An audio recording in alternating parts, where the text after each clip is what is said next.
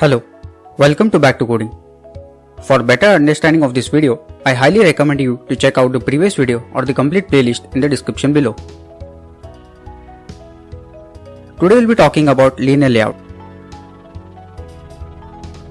A linear layout displays its views next to each other either vertically or horizontally. If it's vertically, the views are displayed in a single column. If it's horizontally, the views are displayed in a single row.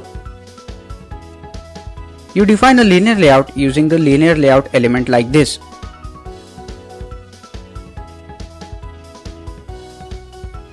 The Android layout width, Android layout height and Android orientation attributes are mandatory. Android layout width and Android layout height specify the layout width and height just as it does with the relative layout. You use the Android orientation attribute to specify which direction you want to arrange views in. You arrange views vertically using Android orientation is equal to vertical.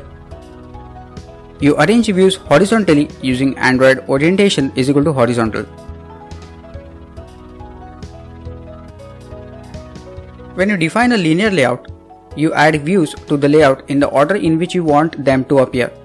So if you want a text view to appear above a button, you must define the text view first. With a linear layout, you only need to give your views IDs if you are explicitly going to refer to them in your activity code. This is because the linear layout figures out where each view should be positioned based on the order in which they appear in the example.